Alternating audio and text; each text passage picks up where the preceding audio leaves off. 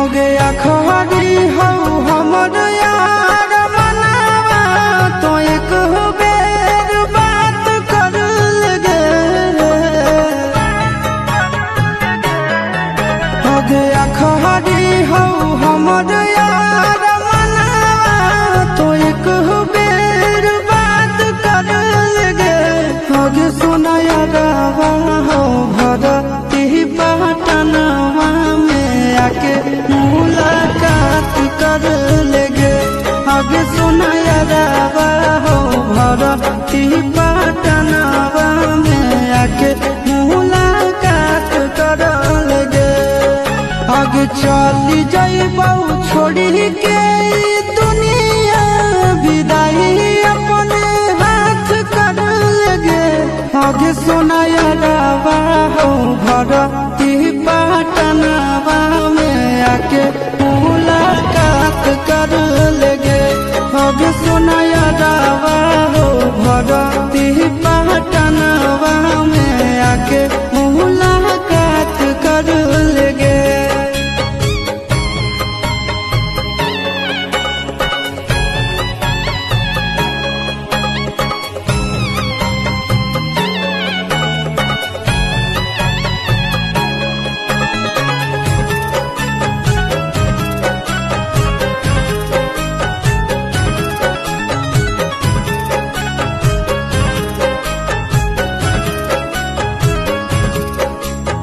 मरे घर पनिया पिलाई दी है जान गे कफन ओढ़ाई दी है टूटत ही जब प्राण गे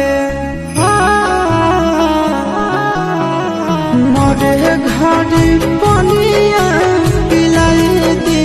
है जान गे कफन ओढ़ाई दी है टूटत ही जब प्राण गे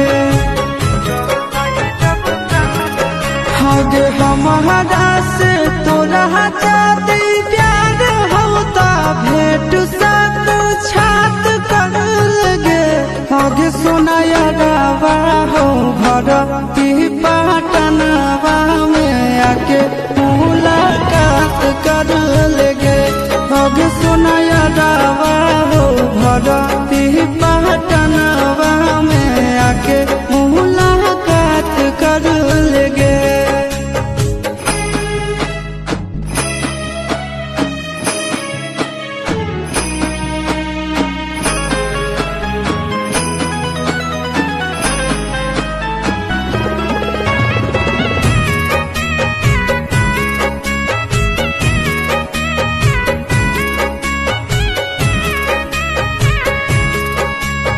डॉक्टर जवाब दिल के बुलावा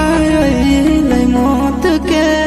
देखी के चेहरा जानू चल जाई है लौट के डॉक्टर जवाब दिल के बुलावा मौत के देखी के चेहरा जानू चल जाई है लौट के आगे अमन आलम दिलाया शिशुनंदन से औरी विषवा घात कर लगे आगे सोना यारवा हो भरती पटनवा में आके मुलाकात कर लेगे आगे सोना यारवा हो भरती पटनवा